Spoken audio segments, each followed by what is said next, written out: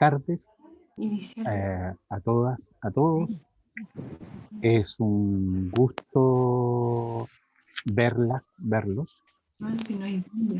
Me da también mucho gusto ver lo heterogénea de la sala, eh, lo cual es probable expresión de lo interesante que resulta el tema, de lo atractivo que resulta el tema. Eh, para la facultad es la verdad que doble agrado poder conjuntar a su comunidad en una nueva actividad y es también un agrado ver que un miembro de la comunidad eh, tiene un compromiso tan fuerte respecto de las cosas que pasan. El doctor Sabaj, el director del departamento, tuvo el mérito de proponer esta iniciativa y pareció de muy buena manera a la facultad que pudiéramos reflexionar sobre esta práctica comunicativa que nos envuelve a diario. Eh, Cabría decir muchas cosas, la verdad que yo eh, este, tengo montones de cosas que quisiera decir, eh, por ejemplo, respecto de las capacidades escriturales, eh, respecto del tema de comunicación, respecto de software, etcétera. Pero hay un par de cositas que no puedo callar. En primer lugar, el agradecimiento que ya referí, pero lo que abunda nos falta, el agradecimiento al Departamento de Arte y Letras, al doctor Sabaj, por el compromiso que tiene con la macrounidad, para con la universidad. Luego, no puedo dejar de decir que en los tiempos de pandemia que corren, eh, probablemente habría sido necesario también un pronunciamiento institucional respecto del modo en que nos estamos comunicando, porque el mail es y no es un modo de comunicación oficial, de tal manera que a mí me parece que la institución ha faltado en este sentido para haber sancionado este modo comunicativo de alguna manera más propicia, como son los oficios, etc. ¿Mm? Eh, la verdad, yo también como lingüista, insisto, me gustaría decir tantas cosas, pero el mérito y la preparación de esto le corresponde al Departamento de Arte y Letras, a quien nuevamente agradezco y felicito. Omar, entonces te cedo la palabra, me quedo con muchas cosas por decir, pero no es el momento. Muchas gracias. Muchas gracias, decano. Les agradezco mucho por estar acá. Hoy en la tarde espero que conversemos un ratito. El objetivo de este taller es reconocer algunas buenas y malas prácticas en el uso del correo, ¿sí? Y dar ciertas recomendaciones. Yo no tengo acá como la última palabra ni la panacea con respecto a lo que vamos a ver, pero sí los voy a hacer reflexionar respecto a un par de cosas que van a ser importantes, creo yo. Lo primero que quiero decir es que cuando uno es invitado a un taller como este, uno puede sorprenderse un poco porque uno supone, ¿no es cierto?, que la habilidad de escribir correo electrónico es una habilidad que uno ya tiene. Entonces, cuando muchos de los que invité al taller me decían, pero bueno, Marc, ¿cómo voy a enseñar a escribir correo electrónico si escribir correo electrónico es algo que ya todos saben? Bueno, yo también creo que todos más o menos sabemos y todos los que estamos acá utilizamos más o menos bien el correo electrónico, pero mi motivación para ofrecer este taller es que a pesar de que creo que nuestra comunidad utiliza el correo electrónico de manera más o menos bien, existen todavía una serie de malas prácticas, ¿no es cierto?, que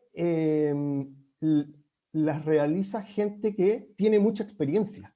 Entonces uno dice, chuta, esto será, ¿por qué sucede esto? Esa era la pregunta, ¿sí? Y lo primero que quiero decirles es que les voy a pedir como forma de interacción que anoten preguntas a través del chat, ¿sí? Mientras les vayan surgiendo y yo voy a hablar y después conversamos al final. Yo voy a ir exponiendo un poco rápido. Si quieren interrumpirme, igual me pueden interrumpir sin ningún problema, ¿ya? Lo primero es que este taller puede resultar entonces, como les decía, un poco publicidad engañosa, porque en realidad no es que yo hoy día les vaya a enseñar a escribir, ¿sí? Porque yo no, para enseñar a escribir necesitamos mucho más que un viernes en la tarde, ¿no es cierto? Sino que lo que vamos a hacer en realidad es aprender cómo a usar algunas cosas del correo electrónico y escribir un poquito más, ¿ya?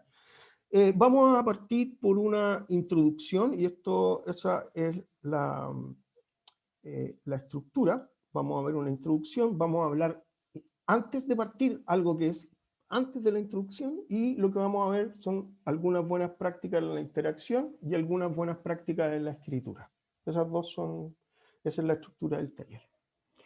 Lo primero, esta es la introducción. Bueno, uno diría, ¿por qué tenemos que, si reflexionamos, ¿no es cierto?, ¿por qué tenemos que ocupar bien el correo? Y esta pregunta se responde de una manera antes de la pandemia y de otra manera después de la pandemia.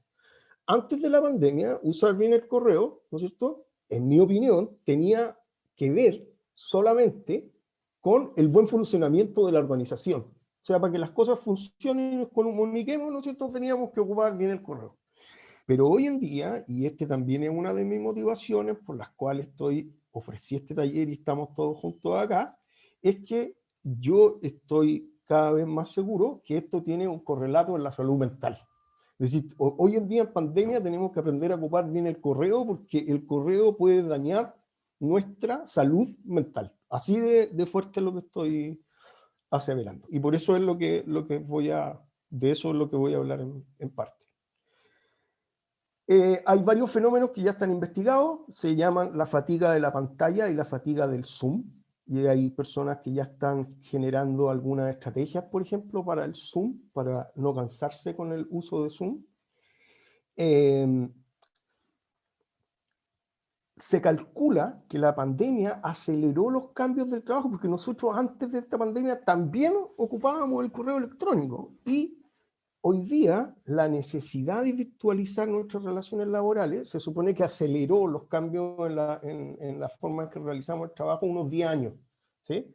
Esto como que presionó mucho a un cambio que se venía, que era la digitalización del trabajo, pero por la pandemia, ¿no es cierto?, todo esto se aceleró.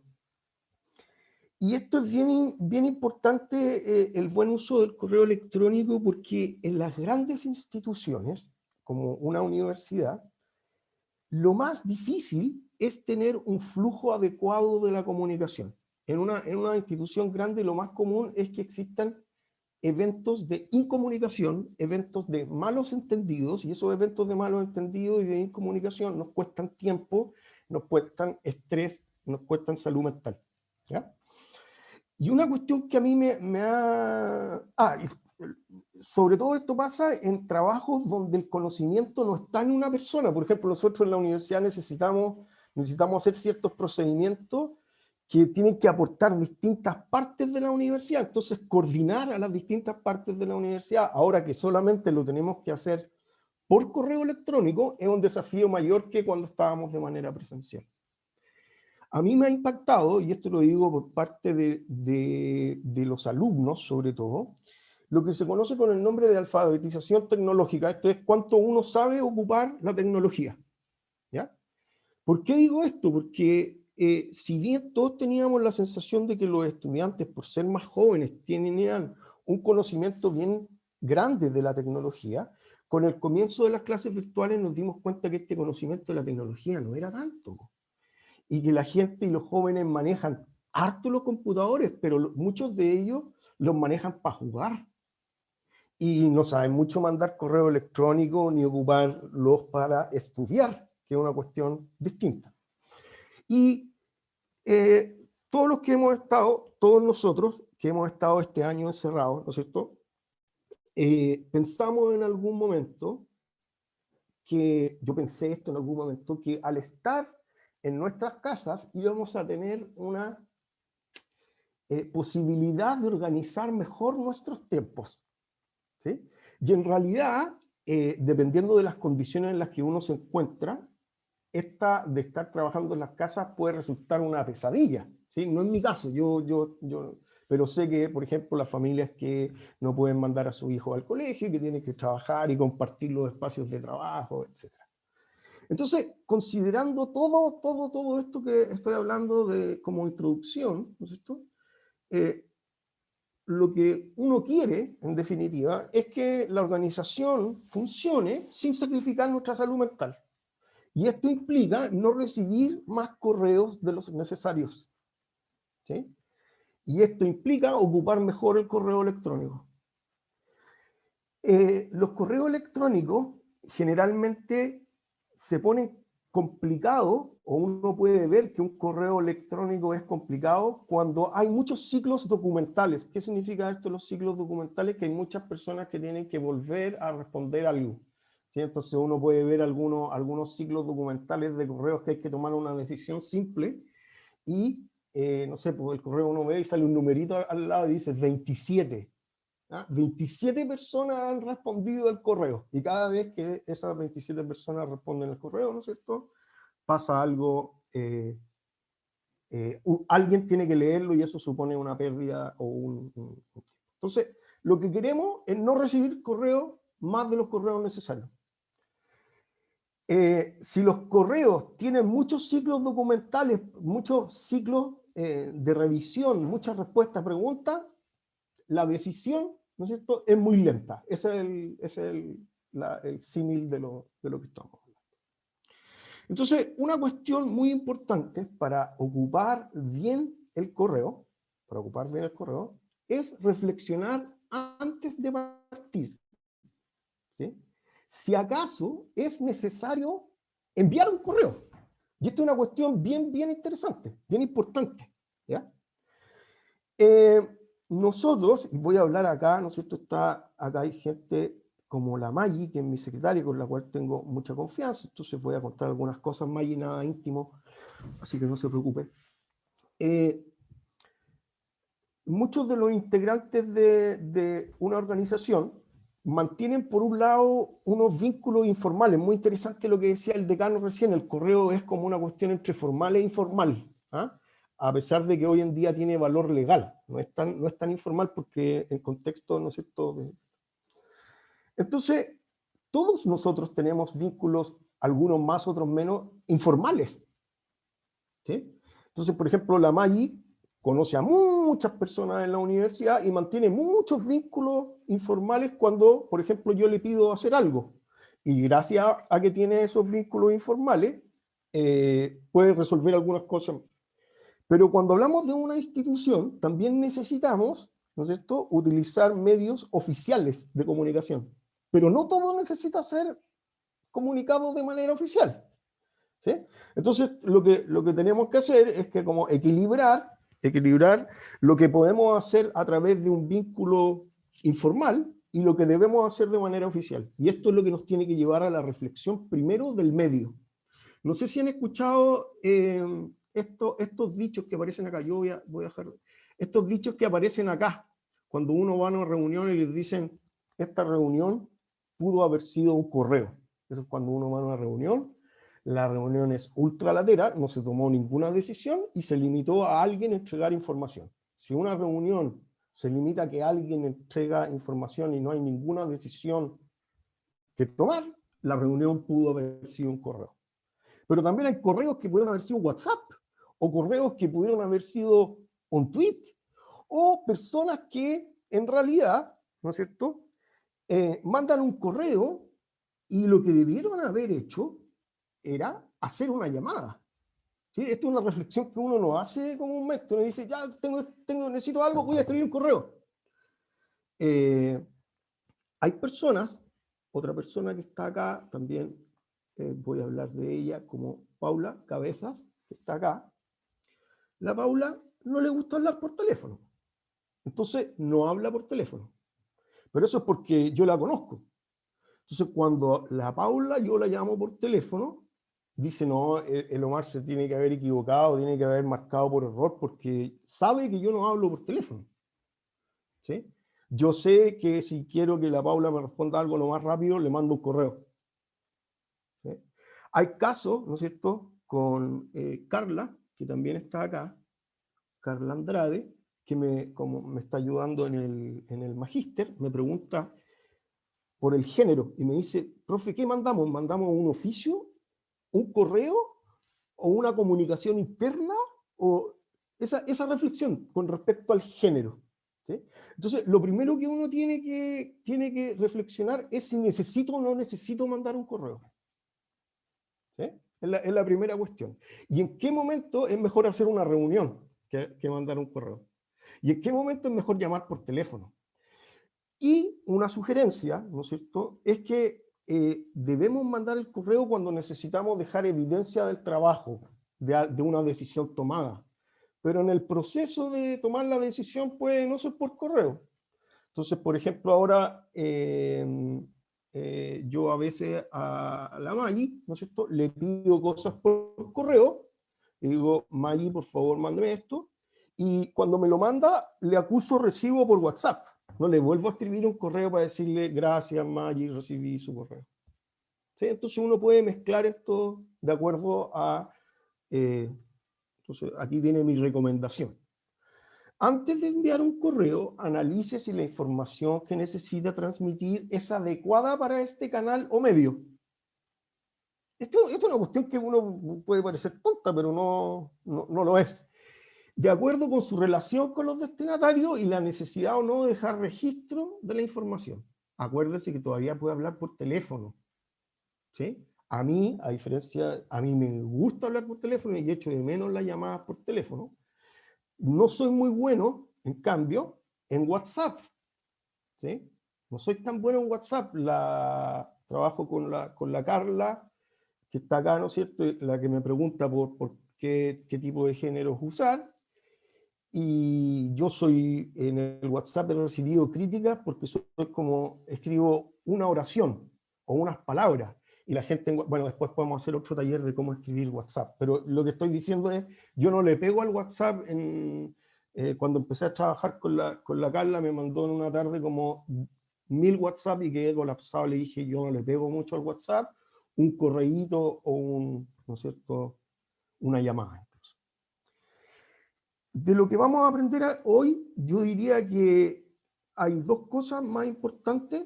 Una es todo este punto que vamos a ver sobre las buenas prácticas de la interacción, ¿ya?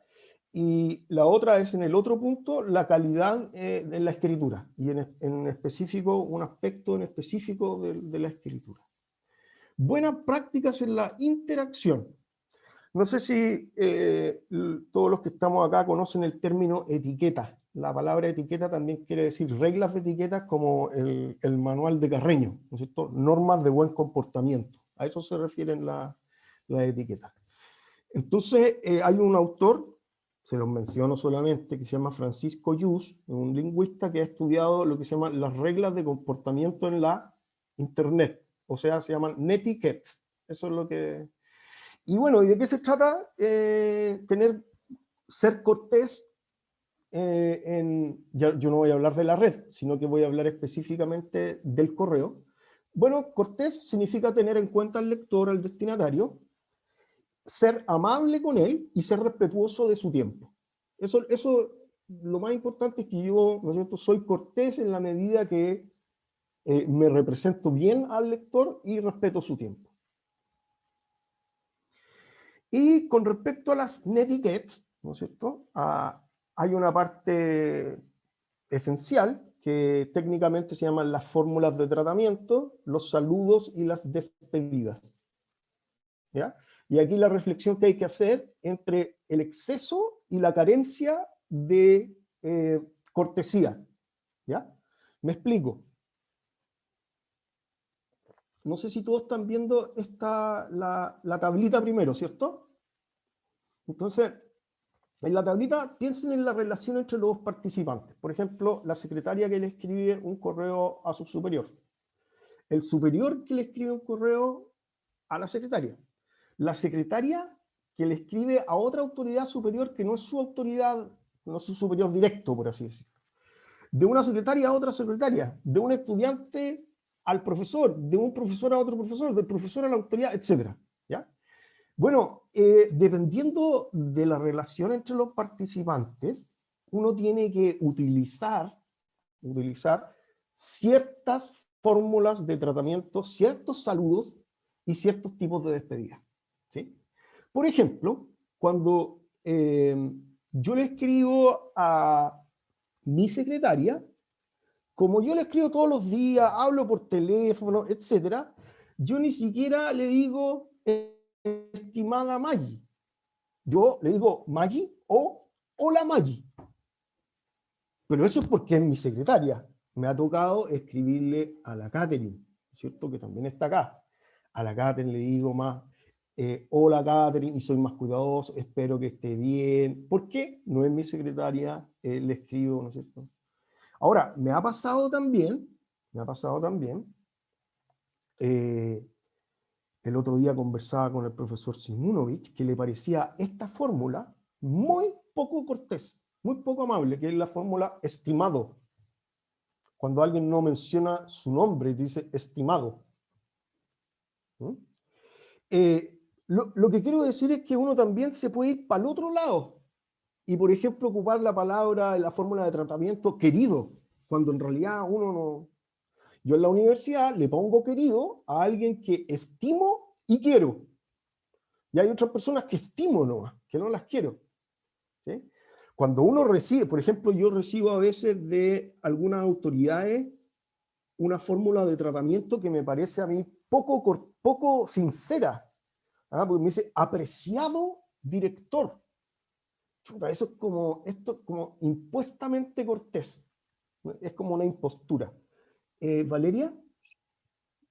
Una pregunta. Yo estoy totalmente de acuerdo con esto del tratamiento. A mí no me gusta para nada. Estimado, pero ¿es estimado con el nombre o solamente estimado o estimada? Lo conversamos una vez con Horacio. Cuando viene solo, estimado, lo encuentro No, el realmente... estimado solo yo lo ocuparía con alguien o sea, que no conozco y que además me cae mal. Eso es lo que quiero decir.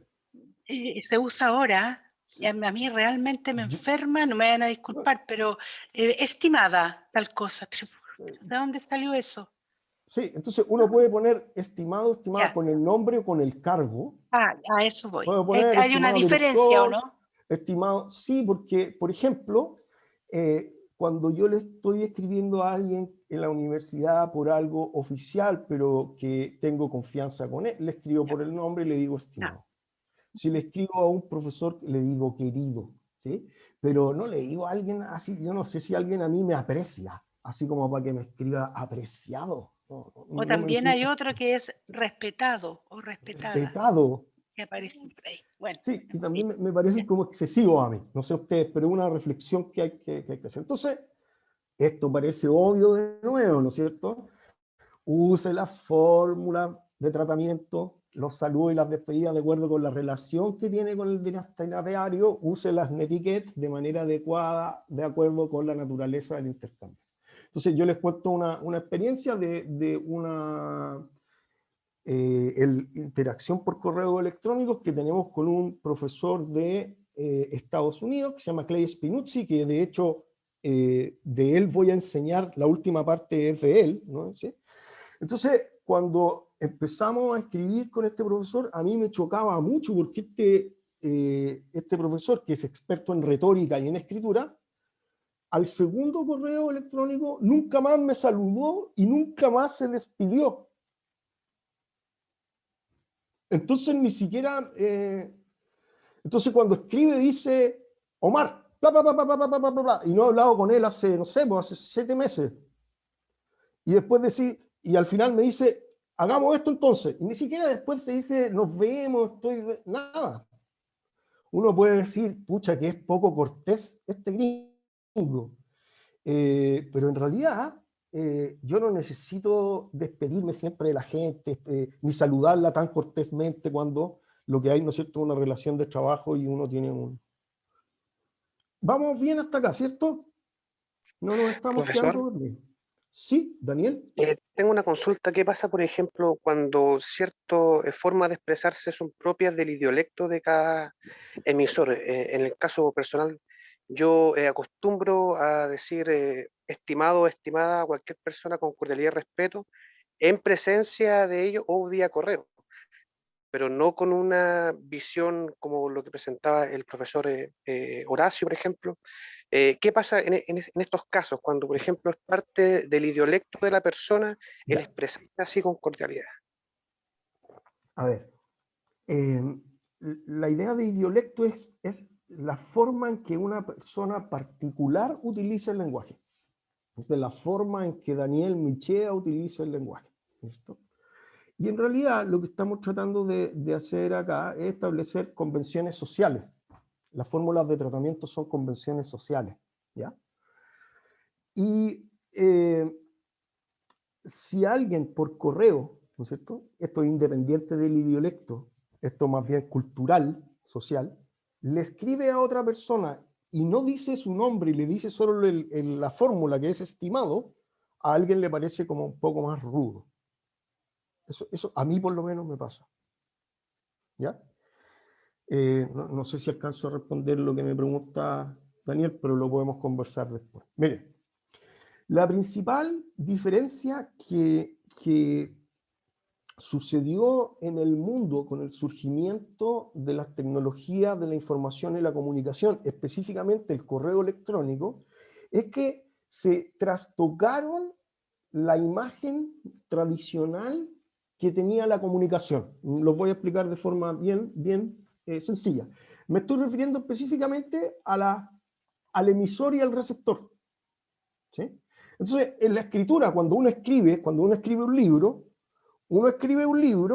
una persona, puede escribir las más personas, y el destinatario son muchas personas. Y esas muchas personas son desconocidas al que la escribe. ¿Sí? Cuando uno tiene un intercambio oral, una conversación, cara a cara, ¿no es cierto?, las dos personas se conocen entre ellos. ¿Ya?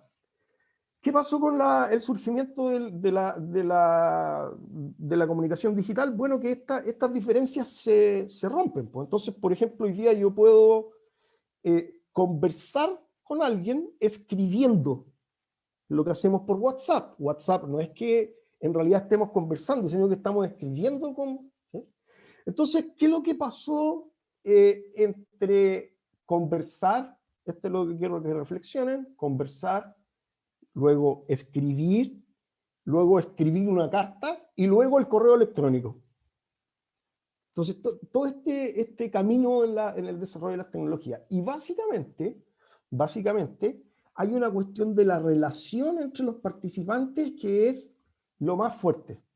Y es que, por ejemplo, yo le puedo escribir a través de este medio a muchos.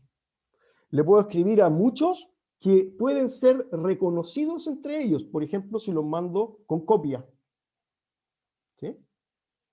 Pero también puedo ocupar una herramienta que se llama la copia oculta. Y voy a explicar cuándo es conveniente ocupar esa herramienta y cuándo no, desde un punto de vista práctico y de otro punto de vista legal. ¿Ya? Entonces la pregunta es, ¿a quién tengo que enviar un correo? ¿Con copia a quién? Y si uso o no uso la copia oculta. Entonces, copia oculta, con copia. ¿A quién le envían con copia a usted los correos? ¿Y por qué? Entonces, en la universidad hay ciertos usuarios que son, les puse acá, los CCistas, ¿ah? Porque escriben un correo a una persona y le copian el correo como a 40 personas. De esas 40 personas que les llega el correo, ¿no es cierto? Si no tienen nada que ver con el tema que se está hablando, al que le llegó y no tiene nada que ver, ese correo le quitó tiempo a la persona que lo tuvo que leer. Profesor, Sí, no sé quién. ¿sí se escucha? Sergio, Sí, el copano. Sí. Sergio. Sí, estoy con mi teléfono. Un caso similar cuando se responde el mensaje y colocan responder a todos. Sí, Es, no me arruine es el un taller, trauma Sergio. para mí eso. No me arruine Ah, el taller, Sergio, que eso va a continuación. Perdón, siempre hago de spoiler y pucha, vos. Bueno, tenía una duda con respecto a lo que usted decía, a lo que estaba hablando de los eseístas. No sé si voy a nuevamente errar. Eh, Eso de enviarle con copia a alguien, eh, ¿tengo que saludarlos a todos o solamente al receptor oficial? Y los Es demás que, van con copia nomás. es que eso es lo que voy a discutir un poquito más adelante. Es decir, ¿a quién Ok, tengo que copiar y por qué copiar? ya. O sea, Eh, spoileé de nuevo la presentación. Perdón. un poco, Sergio. No se preocupe. Bien, entonces, aquí yo les pongo esta otra cosa que permite el correo electrónico, que es usar la copia oculta. La copia oculta, yo he conversado con personas, por ejemplo, el director de la CICULS, dice que, yo no, esto no lo tengo, pero que esto no sería legal ocuparlo en el ámbito público. Yo no estoy... ¿sí?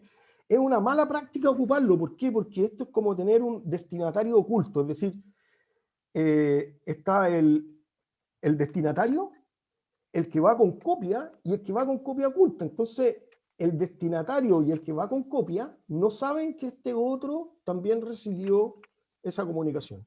Y si hay relaciones de poder, ¿no es cierto?, entre los participantes de esta interacción, la cuestión se hace incluso más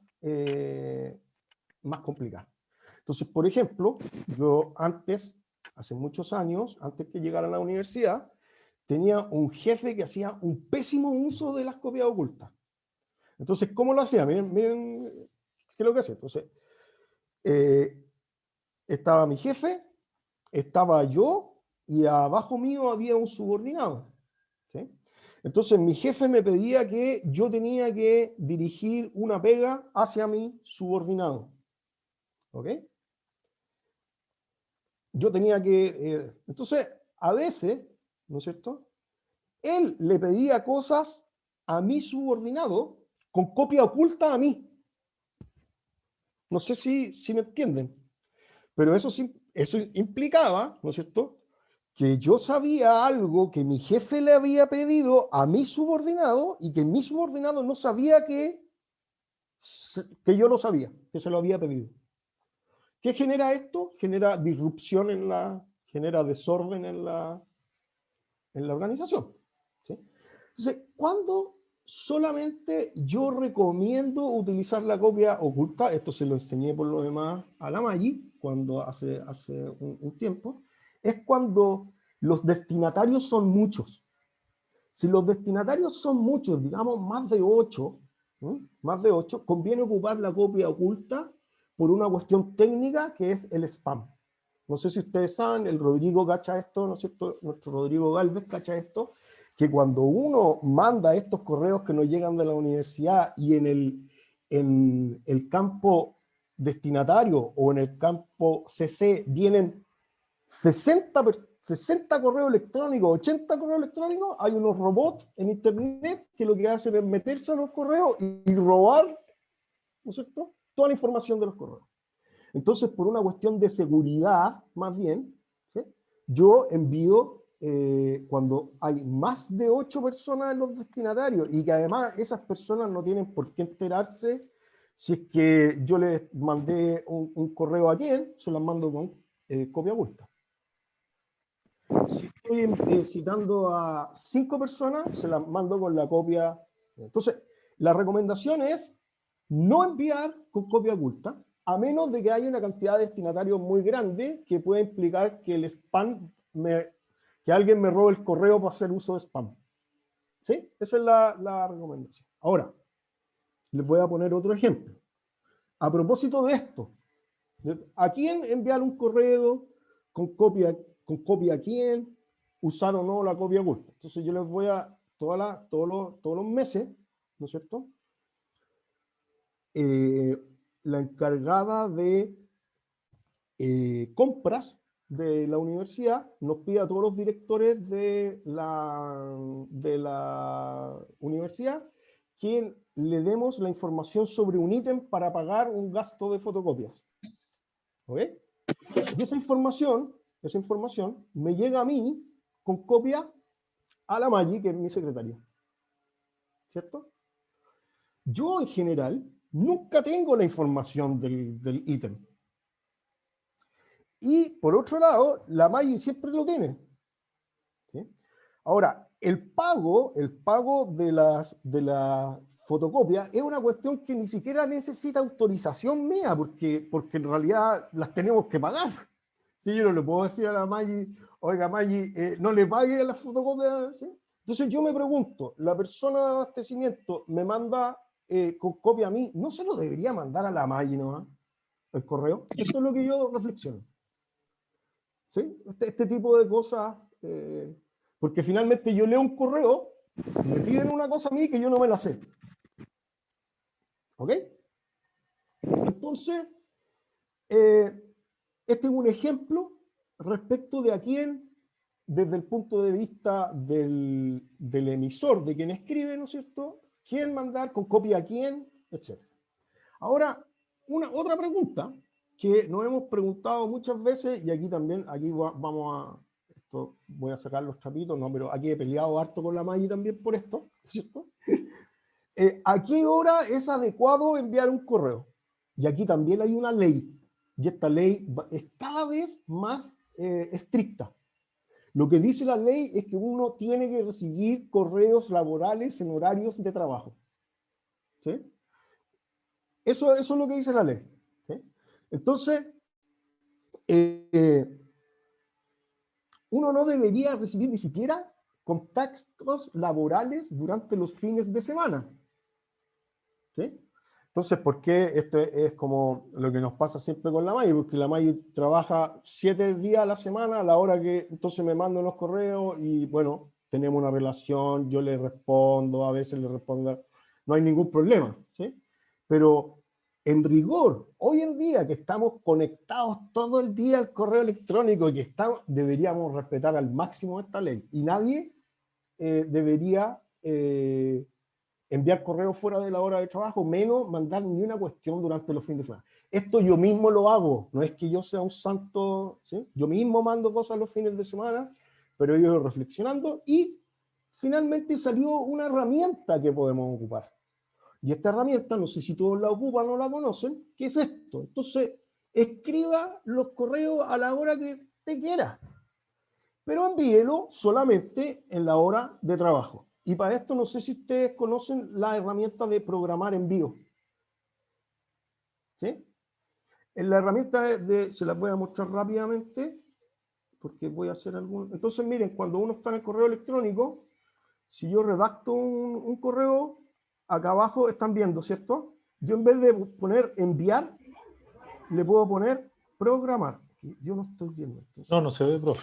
No se está viendo. Ah, no se está viendo, perdón. Se programa ya, la hora. perdón. Ahora sí. Ya, ahí estoy compartiendo la pantalla. Ahora sí están viendo mi correo, ¿cierto? Sí. Perfecto. Entonces, fíjense que acá, cuando yo puedo poner enviar o pongo programar el envío. Pucha, todavía no puedo hacerlo muy bien, porque acá. Entonces yo pongo acá, entonces imagínense, se me ocurrió una cuestión que le quiero mandar no sé, al decano, pero estaba con insomnio ese día, y lo escribí a las 1:30 de la mañana, yo a las 10:30 de la noche estoy zeta, entonces para mí ya a las 1:30 es estar desvelado. Entonces se me ocurrió una cosa y le pongo acá programar envío. Aquí me dice especifico el destinatario y puedo programarlo para el otro día a las 8 de la mañana, puedo programarlo para la próxima semana, puedo programarlo cuando yo quiera. ¿Sí? ¿El profesor puede agregar algo? Que a mí Sergio, de nuevo, sí, ya me ha pasado justamente por el tema del insomnio. que como exige, yo creo que un error de Gmail y que se debería corregir, porque exige el destinatario, y a veces uno puede equivocarse y apretar enviar en vez de cuando uno va a programar. Igualmente, en la esquina inferior izquierda, cuando uno envía un correo, aparece la opción deshacer. Entonces, el correo se puede revertir, pero hay que estar ahí súper atento porque el programar el envío exige el destinatario, y a veces uno marca enviar porque el botón de programar está justamente al lado de enviar. Claro, Y a veces se pasa el clic, sobre todo cuando uno trabaja con el mousepad del notebook, por ejemplo. Eso. exactamente, pero uno puede entonces o enviarlo y arrepentirse porque me equivoqué, pero mejor programar el envío. Y yo puedo, ¿cuáles son nuestras horas laborales? De las 8 hasta las 1, de las 2:30 hasta las tanto, los viernes salimos a tal hora, y los programamos para que me lleguen los correos durante esa hora. Esto es lo que idealmente todos deberíamos hacer. ¿Sí? Esto no es algo ¿ok? Entonces aquí le digo, oiga, no envíe correo, ni ojalá nada, con propósitos laborales. Ahora, si me quieren escribir el fin de semana desde la universidad para invitarme a algún lado, ningún problema. Pero para propósitos laborales no deberíamos. ¿Sí? Esto, insisto, todos lo hacemos. Yo tengo alumnos acá, y algunos alumnos que me escriben a las 2 de la mañana, y que sí, y está bien, no tengo ningún problema, pero esto es algo que por sanidad mental lo deberíamos seguir todos. ¿Ok?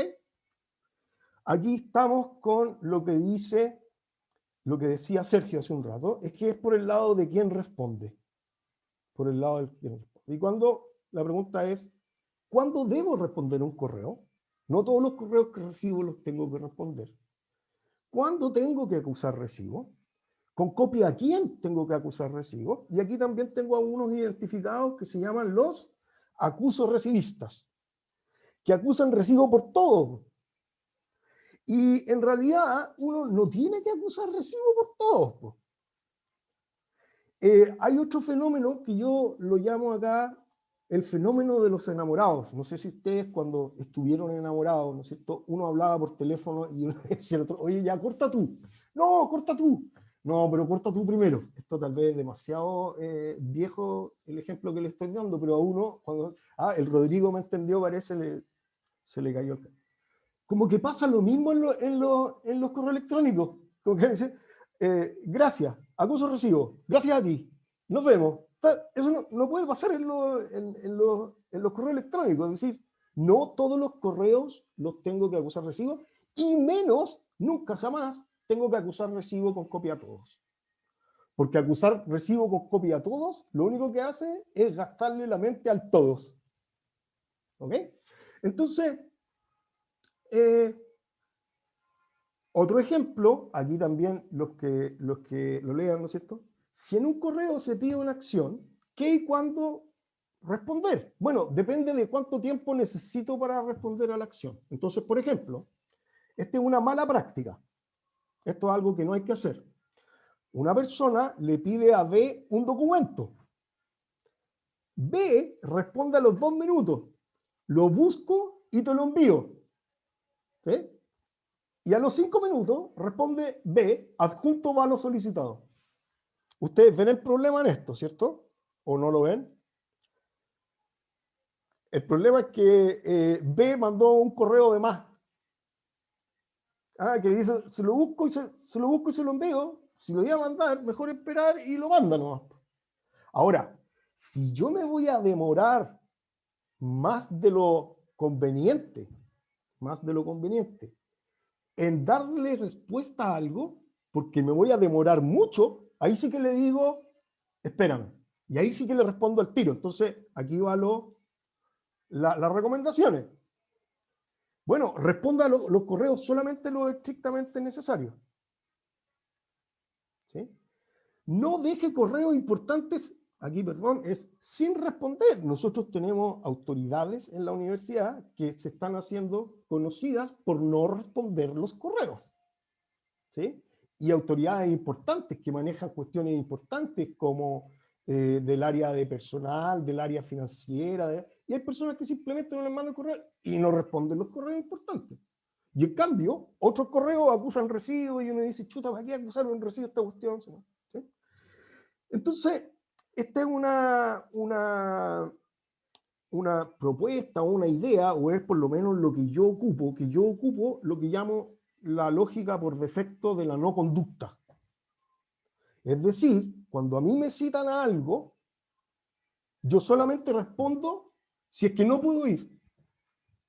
Si puedo ir, es por defecto lo que puedo hacer, entonces no respondo para decir voy a ir. Si alguien me escribe para citarme a un lugar donde yo sé que mi presencia es muy importante, porque no sé, porque hay un quórum necesario, porque ahí sí que acuso, recibo el tiro. Y digo, confirmo, yo participo en esto.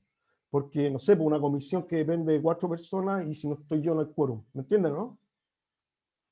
Entonces, esta es una cuestión interesante que solamente escribir en el caso de que no se pueda asistir o no para confirmar la asistencia. Si le piden, esto ya lo dijimos, algo que usted puede enviar rápido, no escriba un correo para decir que lo va a enviar o que lo va a hacer, envíelo al tiro, demórese un poco más y envíelo. Si le piden algo que usted sabe que va a tomar tiempo, responda al tiro. Esa es la buena práctica, responder al tiro. Decir, ¿sabe qué? Esto que me está pidiendo, se lo voy a tener en esta fecha. No sé, ¿ya? Aquí hay una idea, y esto lo hacen algunas instituciones, ¿ya? Es un poco también lo que decía la profe Valeria, que estaba hace un rato acá, es que en algunas instituciones, en los asuntos, que como vamos a ver es uno de los temas más importantes, usan ciertos códigos para indicar que el correo es solamente información, que el correo requiere acuso de recibo, que el correo solamente acusa el recibo si es que no puede, que el correo requiere respuesta con copia a todos los destinatarios, etc. Entonces hay unos códigos que se comparten por todas las personas, entonces uno sabe que si le llega en el subject, y esto dice solo información, bueno, solo información, yo no voy a tener que hacer ni una cuestión, si quiero no lo leo. ¿Me entienden, no? Eso es como una idea. Bueno, en términos generales, y antes de pasar a la última parte, para que después conversemos, ¿no es cierto? Hay algunas recomendaciones bien generales, que es eliminar rápidamente los correos irrelevantes, usar el botón de suscribir en los correos de spam, y usar las herramientas de etiqueta, y usar la programación que ya la vimos. Uno recibe muchos correos con spam, ¿ya? Están viendo mi correo de nuevo, ¿cierto? Entonces, miren, cuando uno recibe correo de spam, yo casi no tengo porque lo elimino de una, ¿no es cierto? Recuerden que todos los correos que vienen de una empresa, etcétera, yo ni siquiera tengo acá porque los borro, ¿no es cierto? Estos correos tienen que venir con un botón que dice, en inglés se dice unsubscribe, que es desuscribir. Entonces, si a uno lo tiene chato, el correo que le llega todos los días de Falabella, porque una vez metió su correo en la base de datos de Falabella, cuando le llegue el próximo correo, busque en el correo de Falabella y abajo chiquitito dice unsubscribe, para que no le lleguen más. Es una cuestión básica. Y no sé si ustedes la ocupan, yo soy medio obsesivo a veces, la mayoría de las veces, pero ocupo estas herramientas de etiqueta. Y estas herramientas de etiqueta son importantes, las están viendo, ¿cierto? Porque yo puedo buscar o agrupar por temas mis correos. Entonces acá está lo que me queda pendiente por hacer, aquí tengo cosas que tienen que ver con la administración del departamento, otras cosas que tienen que ver con el proyecto Fondesit, etc. ¿Ya? Eso es como unas cuestiones bien generales. Las etiquetas son bastante útiles para programar, para ordenar, ¿ya? Y pasemos entonces a la última parte, nos queda bien poquito para que mantengan la atención y después conversamos un poco. Hablamos a continuación del tema de la escritura, de las buenas prácticas en la escritura propiamente tal. Y como les decía, todo lo que lo que voy a hablar, o mucho de lo que voy a hablar ahora, está basado en las ideas de este profe que les contaba, hoy está mal escrito su apellido, es con esa I, que se llama el modelo UDA. En inglés la OO se dice U, ¿sí? Y lo que motivó al Clay a hacer esta, porque él también tiene un taller que enseña esto en específico, no enseña las otras cosas que yo acabamos de conversar, etcétera, pero esto sí que es de él y a su vez de otros autores. Lo que lo motiva es esta como sensación, no sé qué les pasa a ustedes si tienen esta sensación de la incomunicación. Esta idea de que uno manda un correo pidiendo una cosa, ¿sí? Pidiendo A, y la persona me responde, no sé, B, y responde una cuestión, pero nada que ver. ¿Sí? Esta sensación de que cuando me llega el correo no sé qué hacer con el correo que me mandan. ¿Sí? Esta es como una suerte de sensación de incomunicación. A la conclusión que llega, ¿no es cierto?, el Clay Spinuzzi después de haber investigado por muchos años, es que en realidad nadie quiere leer los correos que uno escribe. ¿Sí? Nadie quiere andar leyendo, ¿sí? Uno tiene que leer el correo, uno no lo lee por voluntad, digamos. ¿Sí? Entonces, como uno no puede hacer nada con la mente del otro, porque uno se puede decir, chuta, ¿será que esta persona no leyó el correo cuando le pregunté esto? O capaz que lo haya leído y no lo entendió. Bueno, estos son problemas que tenemos ya a nivel nacional, a nivel mundial. En este punto uno no se puede hacer cargo de cómo las personas leen, no está a nuestro alcance, cómo comprenden, etc. Lo que sí está a nuestro alcance es que podemos utilizar estrategias para poder minimizar esta sensación de incomunicación. Esa es la idea general, ¿ya? ¿Cuáles son los principales problemas en la escritura de artículos de la escritura de correo? El primer problema son los asuntos, el subject, ¿ya? El mal diseño de la información, se las voy a explicar, y este es el que a mí más me trauma. La ausencia de una solicitud de una acción clara. O sea, a mí me trauman los correos que me llegan, dicen algo, como que yo tengo que hacer algo, pero no me dicen lo que tengo que hacer. ¿Ya? Les voy a poner algunos ejemplos de esto. Hay hartos casos. Entonces, vamos a partir por el modelo y voy a ir señalando algunos de estos problemas. No los voy a abordar todos, pero... Entonces, la primera parte del modelo es orientar. ¿De qué se trata esto? Que el lector del correo tiene que saber al tiro de qué se trata el correo en términos de la acción. Esto es, están solicitando que yo envíe una información, tengo que llamar a alguien, tengo que responder, tengo que... ¿sí? Lo más terrible es cuando uno le llega a alguien y no sabe de qué se trata la acción. ¿Ya? Y una de las formas que comúnmente cometemos mayores errores tiene que ver con la importancia del subject, la importancia de utilizar bien el asunto. Les voy a poner ejemplos de malos asuntos, que todos nosotros los ocupamos. ¿Sí?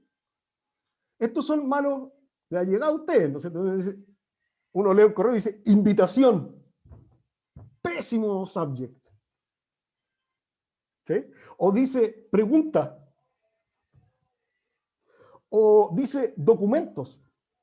O los que menos me gustan, que son los que mandan mucho las secretarias, de todos los niveles, ¿no es cierto?, que ponen en el subject, esto pasa, ¿no es cierto?, circular, por ejemplo, hoy día nos llegó la circular 01 de la Vicerrectoría Académica. Esto es lo que yo leo en el subject.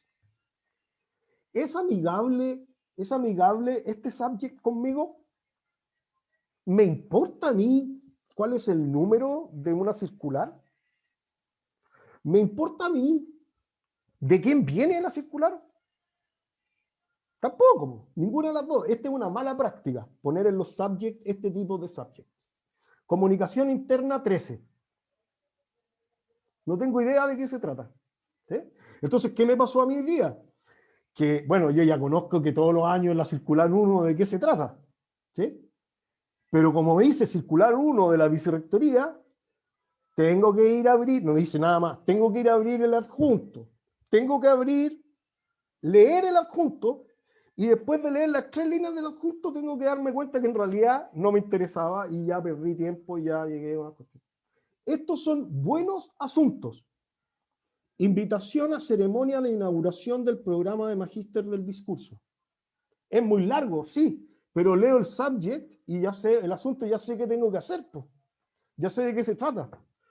A mí me gusta porque hay una estrategia que es con el nombre y otra estrategia que es con el verbo. A mí me gusta con el verbo. Entonces a mí me gusta poner invita a la ceremonia, o este otro buen subject, pregunta sobre el proceso de jerarquización, no pregunta. Duda sobre los temas de la prueba. Saludos y solicitud de información sobre el proceso. Lo que debió haber dicho hoy día en el subject que nos venía de la vicerrectoría, debió haber sido esto: porcentaje de exención de pago para hijos de funcionarios. Y entre paréntesis, eso que a mí no me importa, porque yo leo ese subject y borro el correo al tiro.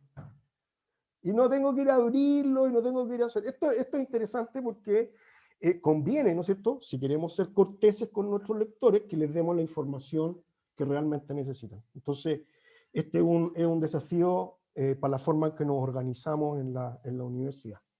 Otra forma de orientar, ¿no es cierto?, es poner como un resumencito de lo que hay que hacer al comienzo del correo, sobre todo cuando el correo es muy largo. ¿Sí? Entonces, por ejemplo, yo puedo decir, necesito al comienzo, imagínense que hay alguien que le pide a otra persona, dice, necesito que asista a una reunión en mi representación y haga ver el problema con la decisión tomada. Entonces, así parte el correo. Y después, muy probablemente, la persona que está escribiendo le va a dar antecedentes del problema con la decisión tomada. ¿Se entiende, cierto? Y una cuestión muy importante, y esto es una cuestión que también tiene que ver con diferencias generacionales, ¿no?, tiene que ver con la extensión de los correos. No sé si conocen esta sigla que significa muy largo, too long. No lo leí. I didn't read. I didn't read. ¿Sí? I didn't read. ¿Sí? Es muy largo, no lo leí. Esto es lo que le dicen, ¿no es cierto?, los editores o las personas cuando envían textos que son mucho más largos que el esfuerzo que uno necesita, ¿no es cierto?, para poder hacer algo con esa información. ¿Sí? Entonces, tiene que haber una reflexión sobre la extensión. Los correos a veces pueden jugarse en el subject y... Yo, por ejemplo, ahora cuando tengo que citar a personas, les pongo en el subject casi toda la información. Entonces, los cita reunión de claustro el 10 de marzo a las 15:30, en el subject. Entonces ya no pongo citación. ¿Sí? Segunda parte del modelo, observar. Observar quiere decir que nosotros cuando procesamos la información, utilizamos cuestiones visuales para procesarla. ¿Sí? Voy a abrir un documento que está chiquitito para que ustedes no reconozcan quién lo escribió o quiénes lo escribieron. ¿Lo están viendo? No se ve, ¿cierto? Pero lo están viendo. Están viendo un Word con tres. Sí. Entonces, miren, no se alcanza a leer, ¿cierto? Esto no se alcanza a leer. Pero fíjense, este es un correo que uno recibe. Entonces ya cuando ese uno, el de arriba de otro y este otro. Entonces uno mira esto y ya no puede comprender, sin ni siquiera leerlo. Porque no hay diseño de párrafos. Entonces esto tiene que ver con cómo yo proceso la información. ¿Sí? Entonces, escribir un correo, sobre todo cuando hay cuestiones complicadas, no es una corriente de la conciencia que me pongo a escribir así y le cuento todo el problema a la otra persona y bla, bla, bla, bla, y le digo bla, bla, bla, y bla, bla, bla. No, tienen que ser, ¿no es cierto?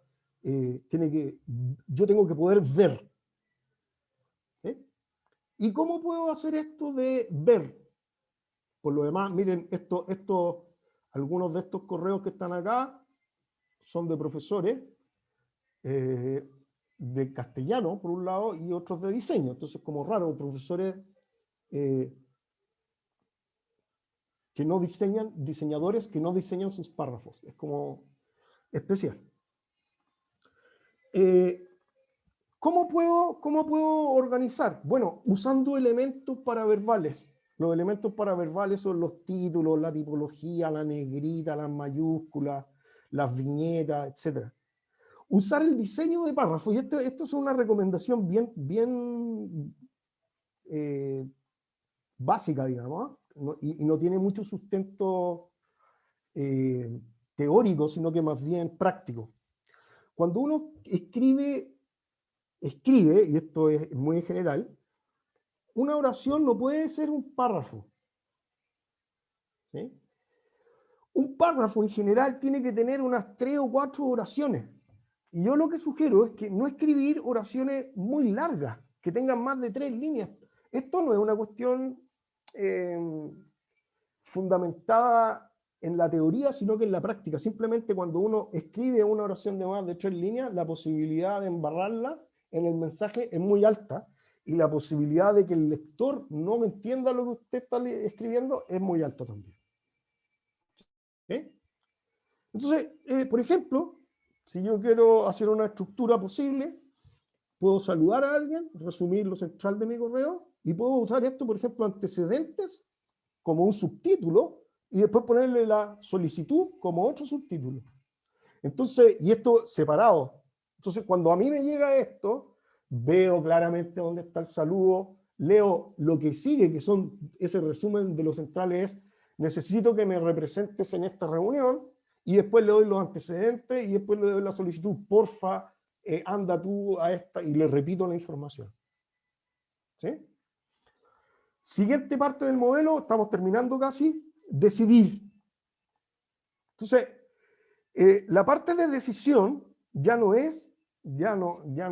tiene que ver la segunda parte del nombre del modelo. Voy a retroceder para explicar esto. Orientar y observar tiene que ver con el emisor.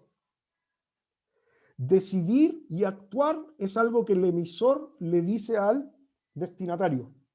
Entonces, cuando existe algo controversial donde hay que tomar una decisión, ¿no es cierto? Uno le tiene que ayudar al lector a ver cuáles son esas decisiones. Les voy a poner un ejemplo, para que me entiendan. Por ejemplo, le escribo porque deben determinar, esto estoy poniendo un ejemplo, si desean ser contratados a honorarios o a contrata. Ahí el lector tiene que tomar una decisión. Entonces le digo, ¿cuáles son las implicancias? Mira, si es a contrata, tienen tales e iguales condiciones y tienen que entregar esto y estos otros papeles. Si es a honorario, estas son las condiciones y tienen que entregar estos otros y otros papeles. Los papeles, por favor, mándalos a mí con copia a este correo. Y estos son los documentos. ¿Se entiende, no es cierto? Entonces, el que lee esto, no solamente sabe que tiene que tomar una decisión, sino que sabe qué tiene que hacer después de haber decidido. Entonces aquí tiene que decidir, voy a ser a honorario o a contrata. Si soy a honorario, tengo que mandar estas cosas. Si soy a contrata, eso le tiene que quedar clarísimo al lector. ¿Sí? Y después, lo que tenemos que hacer es ayudarle a actuar. Es decir, la última parte de lo que estaba diciendo, ¿no? ¿Cuáles son las acciones específicas que se espera de él? Yo le tengo que decir al que le estoy escribiendo para qué le estoy escribiendo, en definitiva. ¿Qué tiene que hacer él con la información? Y una cuestión importante que nosotros no acostumbramos a usar, pero que yo la sugiero, es tomar un acuerdo de los plazos y bajo qué circunstancias cuando uno pide algo, ¿sí? Porque también nos quejamos mucho de que a veces en la universidad nos piden información con poca consideración de los plazos. ¿Sí? Entonces, lo bueno sería que a uno le digan, mire, necesito que haga esto, y usted tiene esta cantidad de tiempo, y cuando se cumple el tiempo va a tener que hacer esto con la información. Entonces, es muy difícil responder un correo en el que uno no sabe qué es lo que se le está pidiendo. Entonces, hay veces que a mí me han dicho, y yo de hecho ya no hago, y simplemente no respondo correos de eso, aunque yo sé que ellos requieran algo de mí. Si no está explícito y dice, oye, mira, pasó esto, y no me dicen qué quieren, no lo respondo. ¿Sí? Por último, ¿no es cierto? Yo creo, y esto es lo que necesitamos, una política oficial del uso del correo en la universidad que aborde algunas de estas cosas, no todas, porque ¿sí? Y entender que este modelo no solamente se puede aplicar a los correos, sino que también a los textos completos. Uno siempre tiene que observar, orientar al lector, darle una sensación de que observe que puede haber un diseño, de que tenga que tomar decisiones. Por ejemplo, esto se puede aplicar para una reunión, para llamadas por teléfono. Cuando yo le digo, llamo a alguien por teléfono, y primero lo oriento, le digo, mira, te estoy llamando porque necesito esto. Esa es una forma de orientar en una llamada por teléfono. Y después le explico por qué necesito esto y cómo lo podemos hacer, la decisión, y cuál es la acción que uno espera que el otro realice.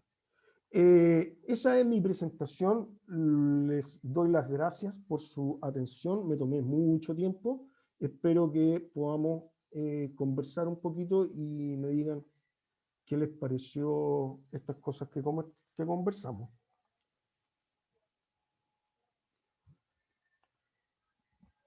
Aquí hay unas preguntitas en el chat. Voy a partir por esa, ¿no es cierto? Y después ustedes pueden tomar la palabra simplemente y conversamos, ¿sí? De nuestra querida Yantil. Yantil, ¿no es cierto?, puso acá que mi hija también sabía súper bien la tecnología, pero, ¿no es cierto?, tal cual como lo hemos visto, no solamente Yantil, yo me he impactado, ¿no es cierto?, de la falta de alfabetización digital de nuestros alumnos en general. Eso es como una cuestión que me ha dejado impactado. Después dice, es necesario, esta es una pregunta de Alejandro, dice, ¿es necesario indicar en el correo el o los archivos adjuntos? Bueno, yo respondería que sí, que es necesario, ¿sí? Especificar qué estoy enviando adjunto, pero también especificar qué hay que hacer con esos adjuntos. Por ejemplo, si estoy mandando algo que tiene que continuar un ciclo documental, entonces yo le digo, bueno, recibió esto, haga esto con... Entonces sí, yo recomendaría ponerlo en el... Dice Claudia Farías, qué buena observación, escribir y enviar en horario laboral, eso baja la presión. Sobre la solicitud o comentario y establece un marco de respeto. Muchas veces cometemos errores en ese sentido. Totalmente de acuerdo, esta es una de las prácticas de la cultura de la universidad y de la cultura organizacional de todas las organizaciones que tenemos que empezar a cuidar. Porque si creíamos que íbamos a estar, ¿no es cierto?, mucho más relajados en el trabajo, en la casa, porque teníamos más forma, lo que estamos viendo es que no es más relajado estar en la casa. Yo por lo menos, aunque no tengo problemas no es más relajado porque uno está en el mismo lugar, o sea, y en estas condiciones uno quiere recibir los correos justos. Yo cuando me despierto en la mañana veo 20 correos y veo que de los 20, 2 correos nomás tengo que responder y tengo que mirar.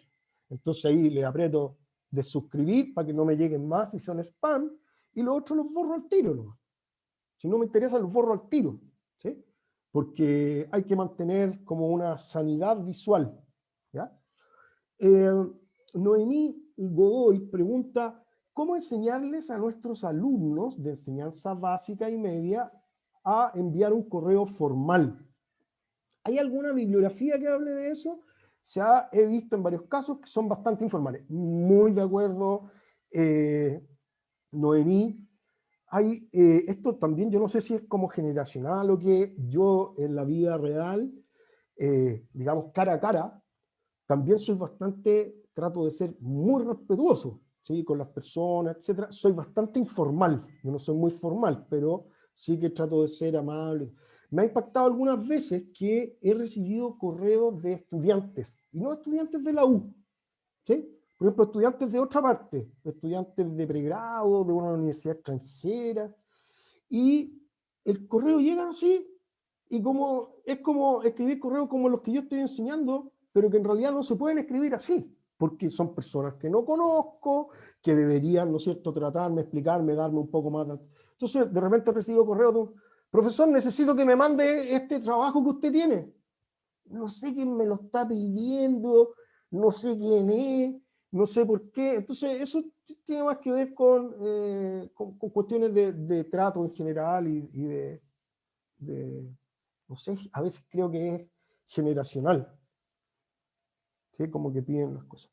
No sé si alguien más quiere hacer algún comentario, pregunta, si les ha parecido interesante, si creen que aprendieron algo. Los escucho. Hola, yo quería hacer un comentario. Paula. Sí, lo que pasa es que en especial cuando hablaste del tema del asunto, recordé que una de las funciones principales para las que uso el correo electrónico es para dejar constancia, o sea, es una función súper distinta y cuando uno quiere usar ese tipo de funciones, el asunto siempre lo escribo pensando en el motor de búsqueda del sistema de correo electrónico, o sea, cómo lo hago también más fácil para mí misma volver a encontrar la información que después voy a necesitar. Entonces, ahí me entra como un poco el comentario y la duda de, ¿has considerado las otras funciones que tienen los correos electrónicos y cómo estas funciones también van a ir cambiando los consejos que fuiste dando? Sí, súper buena la observación.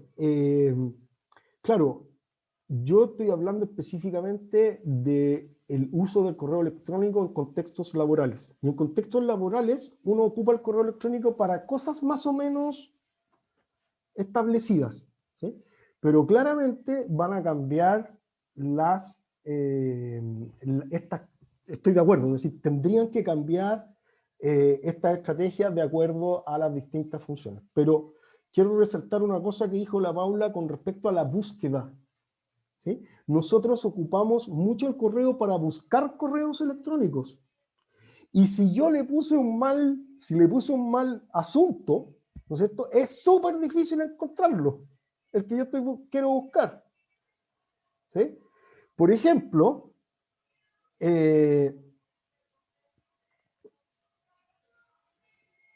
bueno, hay gente incluso que no le, es que me estaba acordando, hay gente que ni siquiera le pone asunto a algunos, ¿sí? Ni siquiera le ponen asunto a los correos, y le llega algo sin asunto, uno no sabe qué hacer. Nancita quiere decir algo, tiene la mano levantada. Nancy, la escuchamos, recién la veíamos. Sí. Nancy, la escuchamos. Solo quería hacer un alcance, porque si bien es interesante, es claro todo lo que indica, pero para la parte de nosotros, que somos la secretaria, la parte administrativa, también deberíamos tener claro cuándo en vez de un correo vamos a tener que mandar un oficio y cuándo va a ser la comunicación interna. Eso nomás, hay cosas que simplemente no se pueden ir por un correo, aunque sea con un dato específico, que sea claro, que sea atento, y eso viene desde la parte administrativa nuestra, que es cuando tenemos que saber que hay cosas que un correo, por corto o largo que sea, no tiene que ir en un correo, va a tener que ir en un oficio o en otro tipo de documento. Exactamente. Pero lo encontré claro e interesante. Muchas gracias. Muchas gracias. Estoy totalmente de acuerdo con Nancy. Lo que pasa es que yo por lo menos, a ver, Nancy nos dice, ¿no es cierto?, desde el punto de vista administrativo, totalmente de acuerdo. Entonces yo le digo, desde el punto de vista administrativo, ¿el lector del correo le conviene saber de qué se trata el oficio o le conviene que en el subject venga el número del oficio, por ejemplo? Yo creo que es mejor que Omar. venga la materia del oficio. Omar, es que parece que aún no es un género el correo. Ese es el punto. Pues. Es que es medio, no más. Es un medio, es un canal, claro. Pero lo que sabemos es que los medios se confunden con los géneros. ¿Sí? No es, puede ser un género, y yo entiendo que tiene cierta validez legal, lo que uno dice por correo electrónico. Yo no me sé las razones institucionales de lo que pregunta Nancita, que me encantaría saber. Por ejemplo, ¿por qué y cuándo? Esto me lo pregunta la Carla, yo les contaba recién. Profe, ¿qué mando? ¿Mando un oficio, una comunicación interna o un correo? Sí, porque va a depender de la noticia, de la información que queramos dar, del nivel que tenga, de la importancia que tenga. Pero Nancy, yo le pregunto, ¿a ustedes les contaron alguna vez cómo distinguirlo? Sí, yo por lo menos sí sé esa parte. Cuando es un oficio, cuando es una carta, cuando es una comunicación interna. Perfecto. Eso, por ejemplo, usted nos podría enseñar y podría enviar dónde está eso para uno aprender, porque yo en general, cuando necesito como cosas que sean rápidas, mando correo. Usa correo, claro. Claro, sí, es como un poco más de lo que uno espera de la respuesta. Y eso también es interesante, es como cuánta ansiedad uno le pone al hecho de que le respondan el correo o no se lo respondan. No sé si ustedes saben, pero existen unos que se llaman los traqueadores de correo, que yo puedo saber si la otra persona leyó o no leyó mi correo. Efectivamente. Esa cuestión como que aumenta un poco la ansiedad. ¿Ah? Como que uno está esperando ahí que el otro lo leyó o no lo leyó, lo leyó o no. En realidad uno cuando manda un correo, esta es la política que yo ocupo por lo menos, si a mí me mandan un correo y este correo no tiene una exigencia urgente, ¿no es cierto? Yo me doy naturalmente 1 o 2 días para responderlo. Los correos no tienen que responderlo al tiro tampoco. Entonces, si alguien me pide sobre todo una cuestión más larga, yo me demoro 1 o 2 días. Esto es como la expectativa que uno tiene. Cuando uno escribe un WhatsApp, uno quiere que se lo respondan al tiro, pero si uno manda el correo con algo, no tiene que tener la expectativa, a menos de que diga, ¿no es cierto? Urgente, ahí no responde, pero si no, uno no tiene por qué tener la expectativa de que los correos los respondan rápido. Pero si va a ser, por ejemplo, en este momento que estamos en pandemia, que es nuestro medio más rápido de comunicación y que estamos empleando todo en la parte de correo, todo lo que es digital, deberíamos darle la importancia que debería tener entonces y contestarlos y dar respuesta al tiro. Claro, dependiendo de quiénes vienen, de qué dice. Y de lo que se soliciten. Claro, porque lo que me pasa, mire, por ejemplo, mientras estábamos conversando, ya lo estoy compartiendo, me llegaron 3 correos de autoridades y que no tengo nada que ver. Me llegó un correo como, nada que ver. Y claro, si hay información que es información de difusión, eso está bien que no llegue a todas las actividades de la universidad, no estoy hablando de eso. Pero cosas que a mí me llegan que yo no tengo nada que hacer con la información. Y la razón por la cual me la están enviando con copia no es ni siquiera que yo la tenga que saber, como conocen que eso es para que exista registro, cuando uno dice, ¿no es cierto?, en inglés. Y que haya una información institucional. Para su información. Cuando digo, esto simplemente es para su información. No tiene que hacer nada. Es para que usted se dé por enterado. Pero ni siquiera por ejemplo, la circular número 1 que recibimos todos los años, la misma circular, a mí no me...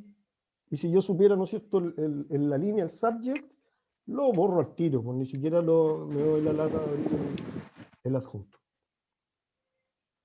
Claro. Bien, le agradezco mucho por la paciencia y espero que les haya gustado y servido. Sí. Aquí quedaron algunas cositas aquí, pero después en algún momento lo podríamos conversar más. Les La agradezco mucho. circular 1. Nunca olvidar. Siempre es la misma, para que no se olvide nunca. Claudia, de la circular 1. ¿Ah? Ya no la abro ya. Oye, que estén súper bien, que disfruten el fin de semana, no envíen correos los fines de semana. ¿Ah? No, y después de las 6:30 tampoco. Después de las 6:30 tampoco. Que estén muy bien. Muchas gracias. Gracias, profe. Chao. Chao, chao. Gracias, Muchas gracias. gracias. Chao, Que estén profe, que bien. esté bien. Chao, gusto de Cuídese. verlos a todos. Estén bien. Igual.